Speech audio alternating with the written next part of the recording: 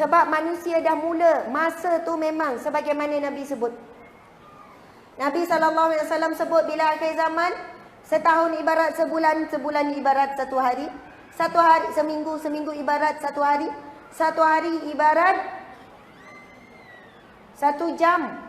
Masa Nabi sebut hadis ni di depan sahabat, tahu tak sahabat tanya soalan apa? Bila Nabi cerita tentang keadaan umat akhir zaman, keadaan kita ni, bila Nabi kata makin pendek, sahabat tanya satu soalan. Bila saya tengok soalan sahabat ni, ya Allah hebatnya. Kalau kita nak tanya soalan apa agak-agak? Macam mana? Bila nak tidur? Bila nak makan? Tapi sahabat bertanya, ya Rasulullah, bagaimana keadaan umat Islam solat ketika itu? Macam mana nak solat? Masa makin pendek. Rasul kata, masa tetap sama, 24 jam. Tak beza. Sama. Bukannya makin laju ke tak? Masa sama. Tetapi Allah menarik barakah daripada masa umat akhir zaman. Sebab itu kita sebut apa? Dulu kan setahun tu rasa lama. Saya ingat masa kecil dulu nak tunggu raya rasa macam lamanya, tak sabar nak raya. Dah habis raya nak tunggu raya akan datang. Sekarang seminggu cepat-cepat. Sebab apa? Bukti tanda-tanda masa tak barakah apabila masa kita kurang dengan Al-Quran dan masa kita lebih kepada selain daripada Al-Quran. Terutamanya kepada skrin. Ini banyak dah. Dulu makcik-makcik wan-wan lama atas tikas sejadah. Lepas zikir, baca Quran. Sekarang, Assalamualaikum warahmatullahi. Assalamualaikum warahmatullahi. Nampak telefon kelip-kelip. Ada benda penting tu. Ambil telefon dulu. Ambil telefon, tengok-tengok. Lepas tu dah tak jadi baca Quran. Sebab itu bila nak solat, telefon off, Al-Quran letak kat tepi. Assalamualaikum, terus ambil Al-Quran, baru baca. Tapi kalau bangun berjalan lah nak pergi ke Al-Quran jauh, on the way tu dia singgah ambil telefon dulu. Betapa besarnya tarikan kepada S, iaitu S yang kedua, iaitu skrin. Okey, S yang ketiga. Saya memang nak sebut juga S yang ketiga. Kalau ada cikgu, ada ustaz, ada ustazah, elok sangat dengar. S yang ketiga ialah sport, sukan. Saya pernah tukar sekolah sebab bab sukan je. Anak berapa kali juga tukar sekolah. Orang tu ustazah asyik tukar sekolah je.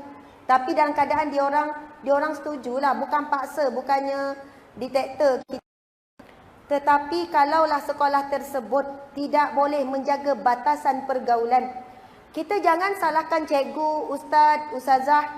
Sebab anak adalah hak kita. Anak adalah tanggungjawab kita. Daripada masyar kelah, bukan guru-guru mereka ditanya. Mereka pun ada anak masing-masing. Kullu mauludin yuladu 'alal fitrah. Setiap anak yang dilahirkan dalam suci bersih. Fa'abawahu, maka ibu bapanya lah. Bukan guru, bukan kawan-kawan. Maka ibu bapanya lah Nabi sebut. Ayyuhawidani ayyunasirani ayyumajisani. Yang akan mengubah anak ini daripada fitrah suci bersih, mengikut cara hidup, cara pakai, cara makan Yahudi, Nasrani ataupun Majusi. Subhanallah, atas dasar sukan, hari ini umat Islam, anak-anak umat Islam boleh bergaul bebas atas dasar sukan. Boleh memakai pakaian sukan yang singkat, pakai t-shirt singkat, boleh pakai seluar panjang dalam keadaan nampak bentuk paha, bentuk kaki. Kemudian memanglah sukan tu sama perempuan je. Contoh main bola jaring. Tetapi di khalayak, melompat-lompat depan lelaki. Saya terpulang pada ibu-ibu kalau tak boleh terima apa saya cakap.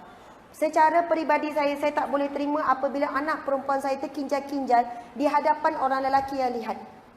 Dan saya memang akan minta kalau bab sukan ambil catur je, yang tu tak payah terkinjal. Tak payah lompat-lompat depan khalayak ramai. Memang dia orang catur, wakil sekolah, wakil negeri, wakil daerah. Sebab itulah sukan yang itu antara kelab kan. Lepas tu bila kelab berpakaian, uniform, yang perempuan ambillah yang sopan. Puteri Islam, betul kan? Maksudnya itu pilihan kita. Dan satu saya suka ingatkan ibu ayah. Bila anak pergi camp, ramai anak-anak rosak bermula daripada camp. Ini tak, nampak je camp ni boleh bina jati diri. Camp ini boleh ni sekian. Cukuplah sekali pengalaman salah kamilah seorang ibu dan ayah. Sebab tengok dari segi matlamat, program atau cara, nampak okey. Lepas tu si anak ni pujuk-pujuk nak. Kita buat dah perjanjian, okey perubahan perlu dibuat sebab camp tu agak mahal. Dia nak juga sebab kawan semua pergi apa. Saya dah buat keputusan tak boleh. Sebab mak, Umi tak tahu apa yang berlaku dekat camp dalam hutan dan sebagainya. Anak kita, tanggungjawab kita. Bukan kita kata, alah cikgu dia jagalah, ustaz dia jagalah tu nanti. Tapi rupanya anak saya menangis, tak nak balik tengah-tengah camp. Sebab ada aktiviti yang bercampur, masuk lumpur. Walaupun dia jaga diri dia, tapi depan mata dia laki perempuan tarik tangan dan sebagainya. Ada aktiviti sukan apa yang saya tahu, saya tak nak sebutlah bukit mana. Tapi jungle trekking hari ni. Banyak mana jungle trekking, ibu ayah ni dengar. Mak nak pergi jungle trekking. Betul, bukan jungle trekking. Hiking. Mak ayah, sebab itu nampak aktiviti sehat.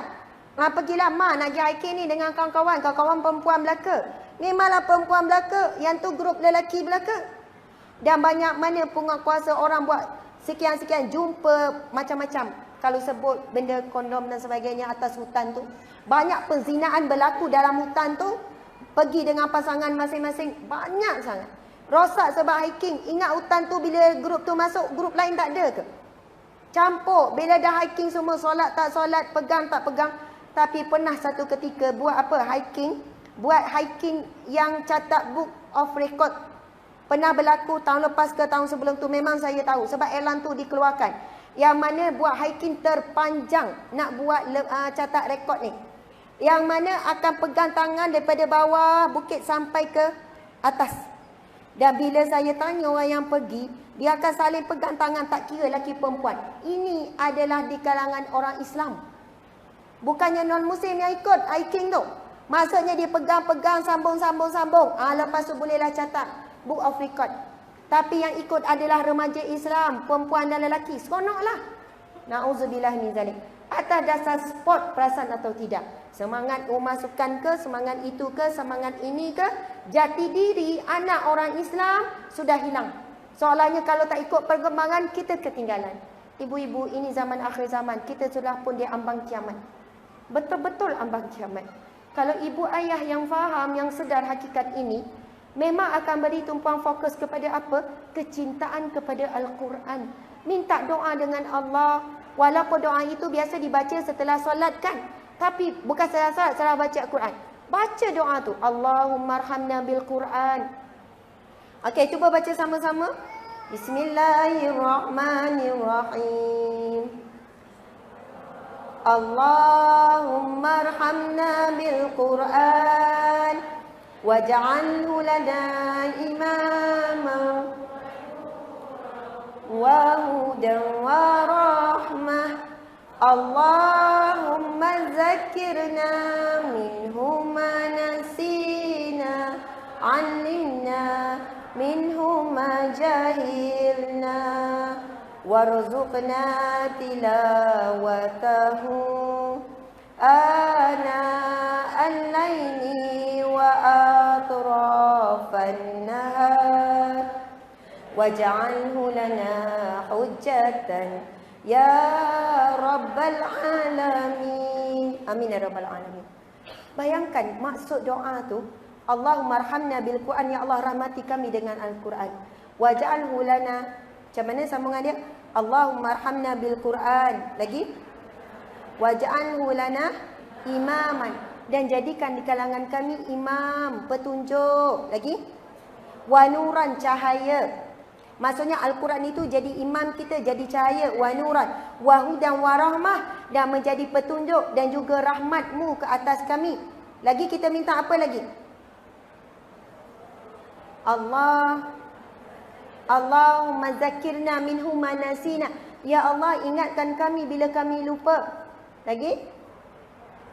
Wa 'allimna mimma jahilna, berilah kami pengetahuan tentang apa yang kami jahil.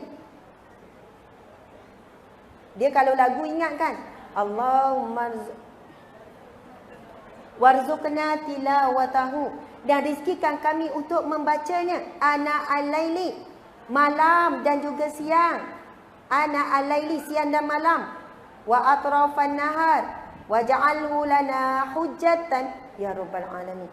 Jangan jadikan Al-Quran itu hujah kami, wahai Tuhan sekalian alam. Allahu akbar. Masuk kereta, baca, ulang-ulang zikir tu. Minta dengan Allah rizki kita, sebuah keluarga sentiasa dirizkikan oleh Allah. Boleh baca Quran siang dan malam, Al-Quran jadi petunjuk. Dan Nabi memang sebutkan, taraktu fikum amraini. Aku tinggalkan kamu dua perkara. Ma in tamassaktum bihima. Selagi mana kamu berpegang teguh dengannya, lam tadillu abada. Kamu tidak akan sesat selama-lamanya. Kitabullah wa sunnati. Kitab Allah, Al-Quran dan sunnahku. Allahu Akbar, subhanallah. Mudah-mudahan doa itu Allah makbulkan, lalu kita dipilih menjadi keluarga ahli Al-Quran, insya-Allah.